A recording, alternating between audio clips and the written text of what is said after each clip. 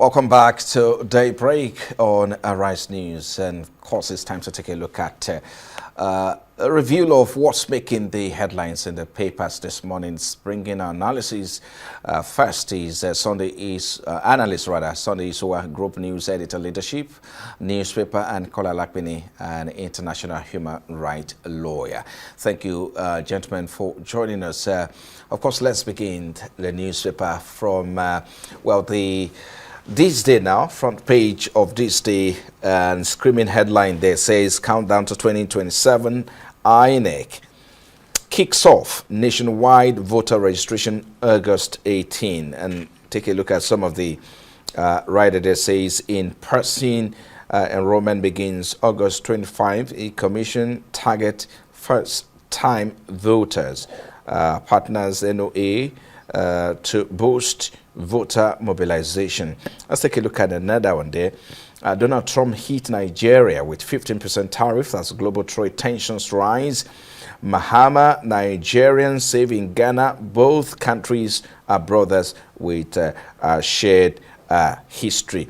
Let's start with this. Of course, it's the fact that with Nigeria's next general election set for 2025, the INEC has announced it will begin a round of continuous voter registration.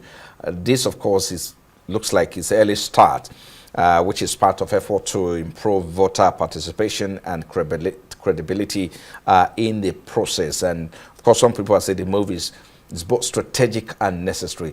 Let's start from you, Kola Lakpini. Is it a good move? Is it too early to begin this exercise? We all know the challenges that come with, late registration and all that. So let's start with you, Kola. Well, I think the best time to prepare for elections is actually 4 years before the elections cycle itself starts. So it's not too late. Probably, I even think that INEC is starting later than when they should have already done so. So, but the important thing, apart from just voter registration, what happens next? That's the question for INEC. INEC suffers from trust deficit. People don't seem to trust them. We saw what happened during the last election. 1 minute, the INEC chairman was promising heaven on earth, and then elections were going to be transmitted electronically. We saw that did not happen, and even the courts declared that INEC was not compelled to do so because it was not written down in the law. We saw the INEC chairman promising IREV and these all sorts of terminologies. We also saw in the build-up to the elections where some candidates' names were missing completely from the list. Is this going to be a recurring decimal, etc.? So those are salient issues that INEC itself has to address regarding how the public perceives it and whether they have the trust of the public and even the participants themselves. A lot of times you see INEC in courts behaving as if they are the litigators, they are the litigants. INEC is a regulatory body. INEC goes to court and starts challenging instead of allowing the parties to, slug it out in court. INEC itself becomes, it's as if INEC itself is a litigant in the issue, and this is worrisome. Staying with this day newspaper, Donald Trump hit Nigeria with 15% tariff as global trade tensions continue to rise. I still want you to comment on that, because the question is how should Nigeria respond diplomatically and economically to tariff increase? What does this mean for Africa-US trade relations? I just need to hear it. It just means that things are going to be more expensive if we're importing. That's what it means, because there's an added cost to it. Nigeria operates a doctrine of reciprocity. We should reciprocate. That was what the Chinese did. It's as simple as that. That's the only language in international law that probably, the president will get. And you can see the Canadians did the same as well. The president of the United States does not like it if you're weak. He likes you to stand eyeball to eyeball with him. Whether our president or people in charge of our foreign policy would have the guts to do so is another question entirely. But if I were in position to advise the government or in position of policy making, I would reciprocate equal measure for measure with the United States. There's nothing wrong with that. Well, I hope President has you know That's the will to do so. That's the way to go. Given the fact that, of course, we're trying to be at peace with you know to the West. No, is the West trying to be at peace with us? That's the question. And if you don't stand up for yourself, nobody's going to stand up for you. Okay, let's proceed to the Punch newspaper because of our time. Let's look at what Punch is saying. Screaming headline there. Punch has this to say. Just let me get a hang of it quickly with what Punch is saying. They say how Ghana's business rules, landlords' actions triggered xenophobic fear. Of course, that's talking about Nigerians must go. Iswa, I need to bring you in on this one particularly because reports suggest that a new regulation in Ghana coupled with you know, discriminatory landlord practices are fueling xenophobic sentiment. I know that, of course, the delegation from Nigeria it was in Ghana as at yesterday, Friday, you know, to have a conversation, and the President Mahama has promised that they were going to do something about it. Speak to us about this.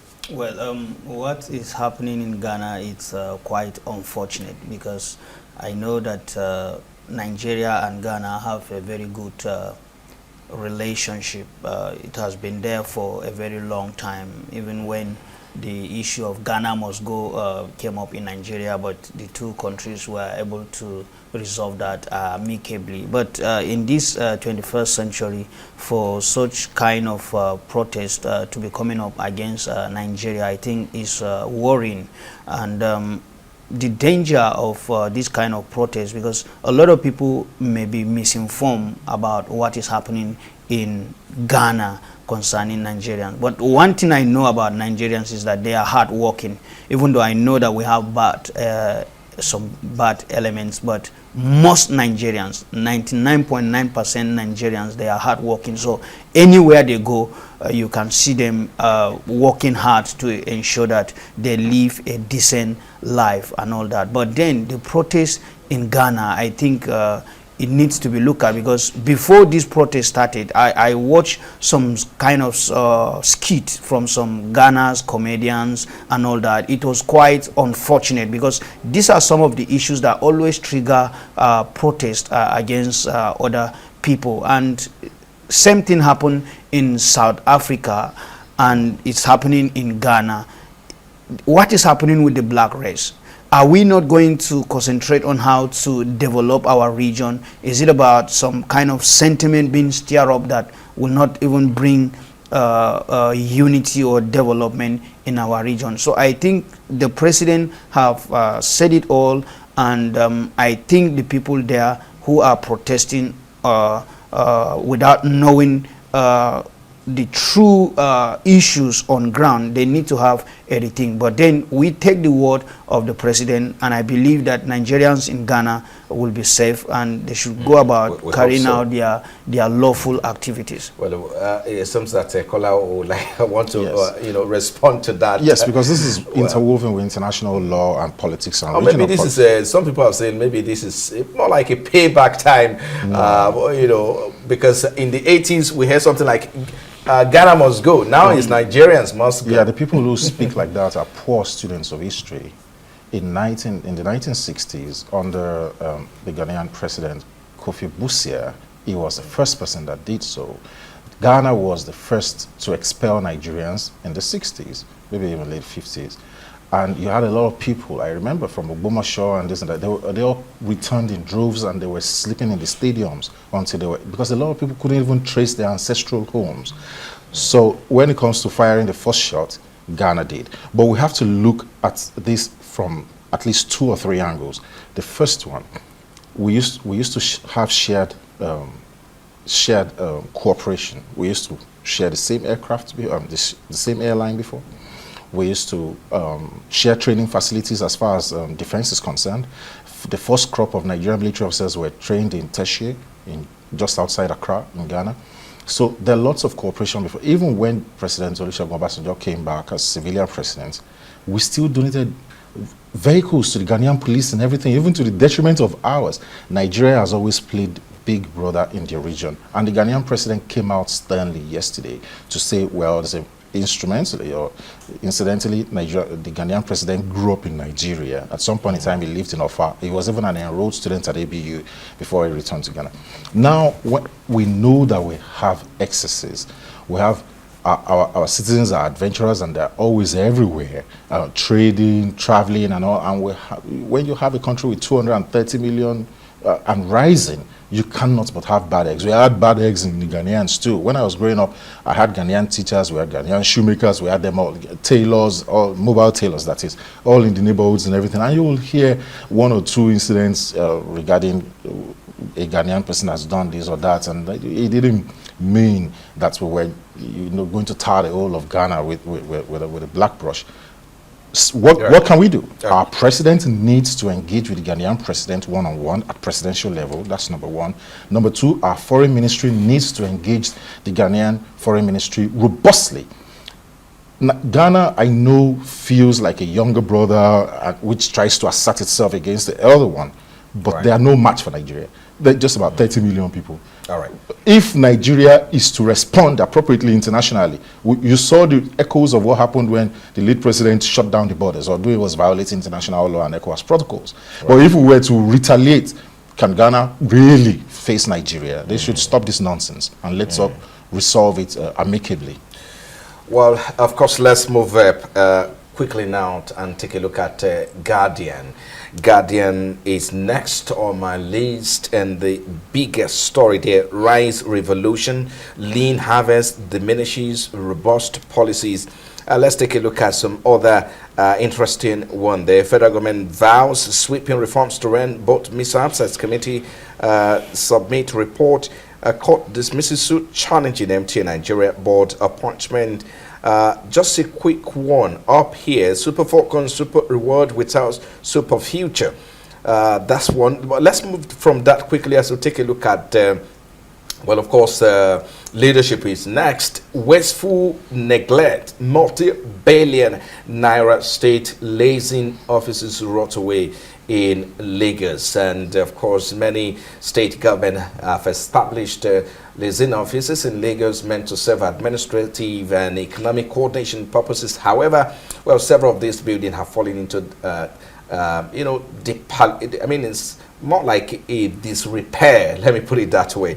But that's it with leadership newspaper. Let's quickly move to some other newspaper here now, where let's move quickly to Tribune, which says ISWAP makes $191 million annually taxing locals in Lake Chad region. That's according to a report which reveals that Islamic State of West Africa generates nearly $191 million annually by taxing citizens in territories under its control in the Lake Chad region. More like an economy for these bandits or these insurgents.